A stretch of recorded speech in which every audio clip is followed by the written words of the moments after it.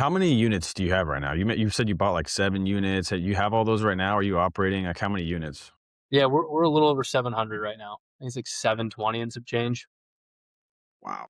So it's 12 different sites. I mean, there's smaller sites, but yeah, it's a little bit of an operational orchestration. I talked to this lady named, Michelle Bison. I think that's Michelle Okay. Bison. She does Okay. RV park investing, and I had her on because 'cause I'm thinking, like, what's a good commercial asset class that's cash flow heavy and requires not as much time? And Yeah. immediately once we started getting the conversation, she's like, "It's a full-time job, and I'm setting up karaoke night, and I have a staff," and it's like, it's Oh, yeah, like, that's the thing. It's like more of like glamping rather than like RV parks where people just have affordable housing. It's like she does a whole my camera's not really focusing right now. Yeah, she kinda really takes it to the next level, so immediately that's not necessarily the path that everybody wants to take. Would you say storage units are more towards that direction? You said it's not completely passive, but would you say it's, less hands-on than Airbnb or some of these other sort of investment properties? I haven't done much Airbnb. I would say, like, if you were to buy, like, a bunch of, like, rental houses or small apartments and have them with third party, that is probably more, like, passive than self-storage. I Yeah, think it's tough to manage the self-storage, like, there are third parties that are out there, but they will I mean, they rake you over the coals pretty good. The reason being is because, again, like, you have to have a lot of square footage at those sites for a third party to be attracted, right? So if you're like, maybe it's your first or second storage facility or like you're just starting out, it's going to be tough, I think, again, on smaller facilities to find third party. So I wouldn't say like right off the rip, no, it's probably not. Like it is pretty operationally intense. But, once you get a couple of them going and you have enough revenue coming in, like you just kind of plug and play. So now, like where we're at, it's like, okay, I just want to go get more of them so I can get more people. And like, I would say our biggest thing that we struggle with right now is like, I don't have like a ground employee per se that I like move around to all the sites. Like I'm having to, in the various towns and cities that I'm in, I'm having to connect with somebody there and have like pay, you know what I mean? Which yeah. I prefer to have like a designated employee that we can, put in a truck and put, basically move them around. Got it. Okay. So that leads to that question. Market selection, which I know you said Yeah, Indianapolis are on the podcast, but then more so even location of these storage units. Cause I yeah, imagine if you're kind of, out in the middle of nowhere, yeah, that's going to be less profitable than if you're right. near a growing area where people need a place. So how do you go about finding a location and analyzing it on that? So you gotta watch with the storage. This is a pretty big mistake I see people make is they'll buy in areas where the supply and the demand is off, where they have too much supply, not enough demand, right? So you wanna be looking at square foot per capita, right? And there's like Mm, different tools, software that you can use to do that. But I mean, like when we see an acquisition come up, again, there's various software that we use, but like when we see an acquisition come through a broker, wholesale, whoever will call, and like first thing I'm looking at is okay, who's the competitor? Like how many other people am I dealing with in this specific market, wherever it is? Because it's not like having a rental house or an apartment; like it'll fill up, right? As long as you're not in a town of two people.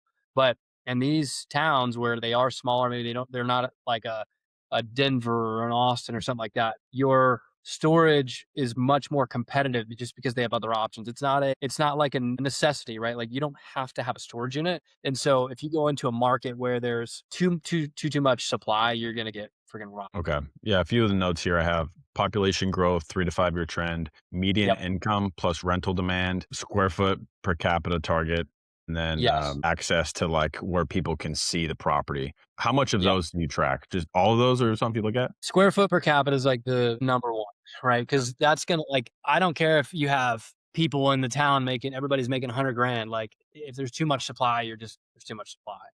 So that's like the lead thing. I also look at the trend of population growth. Like a big reason why I don't invest in blue states is because a lot of those, like specifically Illinois, is just like people are getting out of Dodge, right? They're tired of giving away half their money to the government, all that other horse shit. So I don't look at a lot of those markets. And any deal, square foot per capita, what's the population doing? If it's smaller and it's just kind of like bumping along, it's Yeah. probably going to be there. Like it's probably not going anywhere. But if you're seeing like some substantial like drop off, it's like, ew, um, maybe not. Like, because I try to think about it too with like, who's gonna buy this after me? What are they looking at? Right? Like if I don't hold this thing forever, how do I get out of this damn thing? Right? Mhm. And if the population is falling off a cliff and there's too much, the square foot per capita is too much and it's like a dying town, like probably not so much. Like I've looked at a lot of stuff in Anderson, Muncie, like Oh, yeah. it's tough.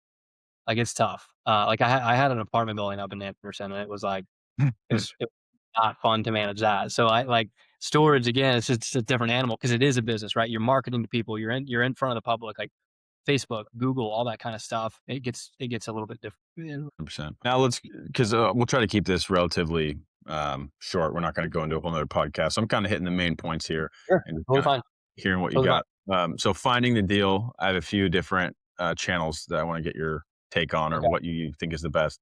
So direct Okay. to owner outreach, broker Okay. relationships, pulling a Okay. list, cold calling facilities that have like a poor online presence. What of those options, or and then sorry, direct mail, which I guess could be direct to owner, like cold Yeah. calling. Like what does your marketing look like? You mentioned you use a lot of direct mail. Yeah. Yeah, how do you go about that? Our marketing for the storage side of things is like a different beast than our marketing for um the single families. The marketing for the storage is more targeted, more of like a sniper versus like houses is different thing. I try to so we build our own lists. Like we're not pulling stuff up like Crexy or LoopNet or CoStar. Okay. But we'll build like typically I build my own list, so I use like VAs and all kinds of stuff. And that's again another like probably a story for another day. But probably the easiest way is like yes, cold calling like the facilities. If you see that it doesn't have Google, it doesn't have like some of this online presence, it's probably an indication that it's like mom and pop or it's a little bit like maybe mismanaged because one of the like things that we put a big emphasis on is like front facing the public when you type in storage near me or you know storage for rent storage units for rent. Like I want to be one of the top guys that pulls up because if you do that in your city wherever you are, probably DFW, Austin, like public storage, extra space, those guys are like the front runners. So in these like smaller markets, it's important that we're like as the smaller operators, we're the front runners that pop up because like that's going to be the case in a lot of cities, especially if you're like tiny town. Public storage probably isn't there at Joe's Schmo's lockers. Like he's still collecting cash and checks and all that other stuff. But if you type that into Google, if he doesn't pull up on Google, that's probably going to be one that you're going to want to call. And so like some of those, you can throw into a list based on where, your target markets and then have those into a list. And then you just periodically hit those people with cold calls. I would hit them with mail and just focus on the relationship, right? Like it's not a spray and pray. It's like, hey, you're talking to these people and they're going to be a little more sophisticated than that of like, a single family house you're trying to wholesale. So I always focus on the relationship and take a more like quality versus quantity approach. And that might be a 2 or 3 year follow up, if not more. How do you start that conversation? It's different now than what I did in the past. Mhm. A lot of time how I lean into it now is I'm like, hey, I've got 2 sites in town. Like, you ever consider an offer on yours? Or that's kind of like the pitch now. But before when I didn't have any facilities, it was like, hey, you ever look at selling that thing? It's a very like casual conversation. I don't say, "Would you consider an offer?" "Yeah, okay, yeah, send me an offer, sure." Like, "Would you consider selling that thing?" And they're either gonna tell you, I'm getting older, and actually, you know what? Yeah, who are you again?" Or, "No, leave me alone." Like, that's gonna be, Hmm. kind of the thing. So, too casual sometimes, but, like, I feel like if you're overly salesy and, again, this is why I go, like, the quantity versus quality approach with the storage is because there's so many people that send us mail that have VAs calling like my partner or me, and it's just like, "Hello, I want to sell storage." It's like, dude, you're never gonna like I'll crush you because you're not like you're just not focused on the relationship. Yeah, that makes a lot of sense. So are these people getting blown up? Like, it seems like for sure if you're a single family owner, people are Single tickled families about are it. sure. But with the commercial units, there's gotta be less in some capacity, right? Yes, very much so. Like I said, I'll do mail. We do send mail, like targeted mail from the list that we create. Honestly, like if I've so this is maybe what is like different that I do from other people is like some people because I get these mailers from other storage operators. It's like, hey, like would you consider sale, yada yada. But like if I've talked to somebody on the phone after they've gotten one of my mailers or we've had some back and forth, like I'll continue to stay in front of them, whether that's text, whether that's like we send out mail and it's not handwritten for me. It's like a normal piece of type mail. And then if I start to develop a relationship with them, I'll send like maybe another handwritten note, like, "Hey, enjoyed our conversation the other day," like da da da da, da, and reference some of the things that we, had in our conversation, just to like let them know I'm not in left field, right? Like you want to let these people know that like you're halfway with it, and Yeah. like especially if they're like considering holding a note for you, dude, they got to deal with you for the next 3 to 5 years or 30 or however long you do the term of the note. Like they want to know that you're like a decent human being. Yeah, a good point. They're gonna wanna know that you're trustworthy, integrity, and Yeah. all that stuff. They're gonna be having a longer term relationship there. Right. Underwriting a deal. So it's a lot different. You're looking at cap rates instead of, bedrooms and bathrooms. It goes into a lot more detail. And even an asset class within commercial, you mentioned there's different things like you got to look at, cameras and different types of employees with multifamily Yeah. versus storage. So maybe give like a 30,000 foot view of maybe just like, the eyeball test, not necessarily Yeah. when you go and do your deep dive, but like this is going to maybe worth looking a little bit more into. What are the numbers you look for, and kind of how do you value our storage unit property? Yeah. So like just what we were talking about, like some of the so we have a guy that works with us who's like our underwriter because I'm able to just push him a lot of stuff, and he has like he knows how I want to see stuff, so our assumptions and whatnot. But like a big piece of it is like, what's the market doing? Like, how big is the population? What's the price per square foot? And then what's really price per square foot per capita, and then price per square foot is like what it's kind of like back of the envelope. Like, okay, are there like if the square foot per capita and it's in a smaller town is like north of 10, I'm like, yeah.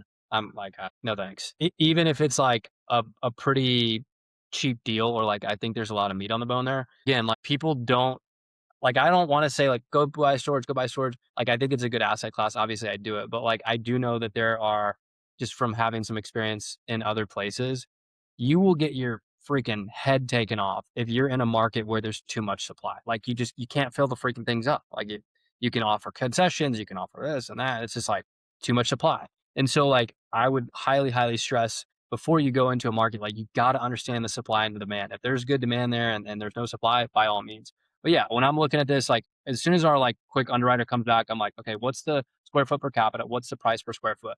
Like if depending upon the markets that you're in, again, like I'm in smaller, kind of like middle of nowhere markets, your values are going to be trading quite a bit lower than what it would if you're on like a Denver or Chicago or whatever, right? Like more populated areas. But I have kind of a general rule of thumb of like my price per square foot range that we want to be in.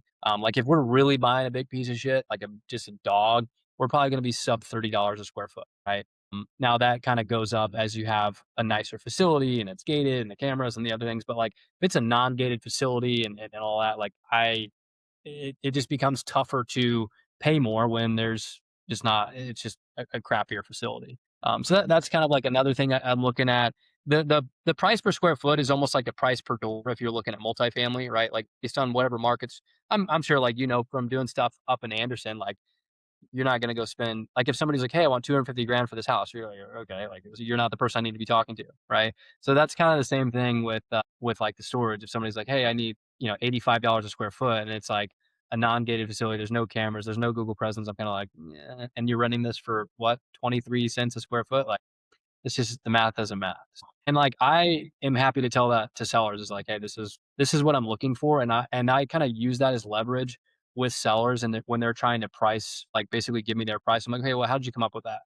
And then they, kinda give you some sort of but yeah, the price per square foot is almost like how I anchor people, especially unsophisticated sellers, because like, some sellers don't even understand cap rate. So, like, people are like, "Oh, what cap rate do you buy at?" I'm like, I'm not even gonna answer that question because it's not like "Oh, well, I'll look at anything." It's like a 7.5, like, it's just a lot of these sellers that we're buying from do not understand cap rate, Yeah, that's which is not but they do understand price per square foot, and it's easier to explain because it's like price per square foot at what I buy and price per square foot at what I rent. You can have an easier conversation with the seller on. okay. And then I'm assuming you get kind of like the T12 and the, expenses and everything and how profitable they are. And then do you look at all that or? Yeah, I mean, we try to get as much as we can, but, Yeah. there's people that, they're keeping their books with pen and paper, and it's just Mhm. not always the most accurate. So, like, most times, you gotta kinda feel the seller out, like, if there's no broker involved, it may be a little bit tougher. Same thing, like, if there's a wholesaler involved, it's gonna be a little bit tougher, but we try to, get as much as we can, and if we get a good feel for the seller and, like, what we're checking out, like, it checks the boxes, like, I'm usually not too much of an asshole, but if there's a seller that I feel like is lying to me, I'm like, dude, bank statements, give me something. Like, you can't just tell me like, oh, it's making 10 grand a month, and it's like, dude, you got no locks on half the units. How does that make sense? Okay. Do you get under contract before you go out and look at stuff? Like, you have a due diligence period, or do you, like, send out a letter of intent or something? I don't do letters of intent. I think these are kind of stupid. Yeah. This is my own personal. It's like, dude, you want to put the deal together? Send me a freaking purchase agreement. So that's, and then some of that's probably just dealing with like people that like they're like, what the hell is a letter of intent, right? My letter of intent is my purchase agreement with my signature, and so I write it up, and there's a likelihood I've probably seen the facility. I've sent somebody out there, or I've been by there personally. I'm not going through and checking like every spring and every latch prior to going under contract. But yeah, I want to get control of it, right? I want to get earnest money sent in. I want to get the thing inked, and then I'll kind of dive in a little bit deeper. But if it passes kind of the back of the envelope or the stress test, then yeah, I'll go after it for sure. Okay. Setting up the finance structure for these Yeah. deals. What are the primary options you have? You can get a bank loan, you can do seller financing, you can raise money. How do you go about looking at a specific deal and determining what is the best way to finance it? It kind of depends on like the situation with the seller. Some sellers are like, "Hey, I don't need the money. I don't have any debt on it. I built the thing. I'm an original owner developer, and there's maybe a possibility of them seller financing to you, right? Maybe they're a little high on purchase price, but you can get there with terms, and it still pencils. That's an Mhm. option. You've got, again, this is if somebody's like not over in like a super rush. You got conventional debt. We do a lot of work with local banks, credit unions, and it's just going to be like market terms. Now, as you do more and you get like a little bit of momentum behind you and you have some scale. Again, I'm not saying that we're the next public storage, but we've got some weight behind us enough to, kind of push back on the terms with the banks. So we're able to get a little bit more advantageous terms there. And I like working with the banks and the credit unions. Like there's some really good relationships that we've had there, and I think that that's like they're like your partner, right? And so those are good. That's probably like my preference is to do just bank debt. But again, they're going to make you come with 20-25% down. So the thing I think there's an advantage to using the banks is like they almost help you due diligence in a way, right? Because Mm, they see the yeah, underwriting, they need like they're going to do an appraisal. But like for them, they have to have their target metrics hit, right? Like usually 1.2, 1.25 on the DSCR, so they're like requesting that information, and then you're almost like, "Hey, Mr. Seller, Mrs. Seller, I need verification that it's doing as much as what you're telling me it's doing." And so in a way, like the bank's kind of your friend, right? So I like doing stuff with the bank. Now there's also been times where like the seller's in a rush, they're like inherited deal or like bad health or somebody, whatever. That's when like if there's some serious meat on the bone, I'll go and purchase it cash or raise private money. And that's, the private money terms are 12 months, 18 months, and it's high interest, interest only, but it allows us to get in there and reposition the thing, stabilize it, and then get them out there. Get nice. What are the primary levers that you can pull to optimize a storage facility and increase the value? Well, I mean, for us, like it's truly like how you're collecting money, Mm, right? So rent's due on the first, right? Like I don't need to be collecting like it is something that's gonna happen whether I'm here or whether I'm not here. Like the rent is gonna be due. And so how you're collecting the money and shortening or like how efficiently you're collecting the money, in my opinion, is like one of the ways that you can really ratchet up the efficiency of the operation. Like really? we really try to not do cash checks, money orders, any of that kind of stuff. Cause it's just like, okay, now I gotta go process all that. I've got to send it to our office lady and she's got to go to the bank or she's got to deposit it on her phone and all this other. So we really try to move everybody, to just all electronic payments. Now, if somebody wants to pay quarterly or they want to pay annually,